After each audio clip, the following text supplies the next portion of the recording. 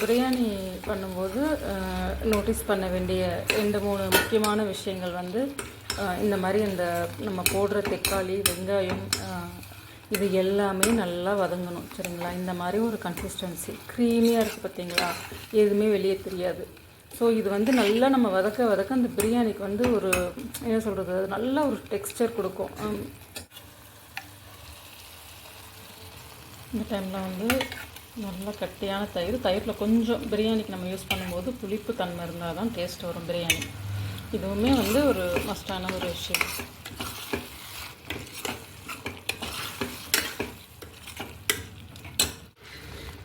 வேக வச்ச மட்டன் போட்டுக்கிறேன்.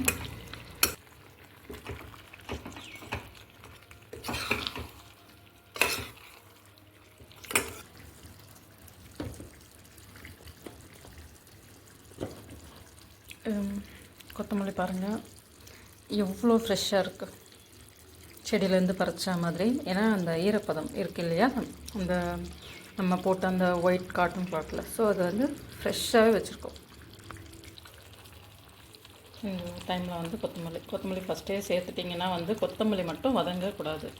ஏன்னா அது வந்து அந்த ஃப்ளேவர் வந்து அவ்வளோ சூப்பராக இருக்கும்.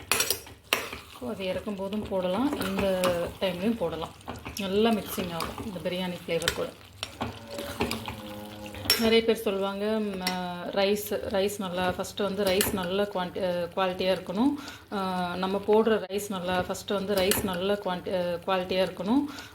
நம்ம போடுற ரைஸை விட மீட்டோடைய குவான்டிட்டி அதிகமாக இருக்கணும். இதெல்லாம் முக்கியம்தான். பட் ஆனால் இதை எல்லாத்த விட எஸ்பெஷலி வந்து ரொம்ப ஒரு முக்கியமான விஷயம் வந்து இந்த நம்ம அந்த பிரியாணிக்கு கொடுக்குற அந்த கிரேவி இருக்குது பார்த்தீங்களா, இதனுடைய பதம் தான் நமக்கு வந்து பிரியாணிக்கு வந்து வர டேஸ்ட்டு. சரிங்களா? ஸோ இது கரெக்டான ஒரு ஃபார்முலாவில் இருந்துச்சுன்னா பிரியாணி வந்து கண்ணை மூடிட்டு டேஸ்ட் வந்து அப்படியே அப்போ அமேசிங்காக வந்துடும். பார்க்கும்போதே தெரியுதா? எனக்கு தெரியுது, சாப்பிட்டா தான் தெரியும்னு சொல்கிறீங்க.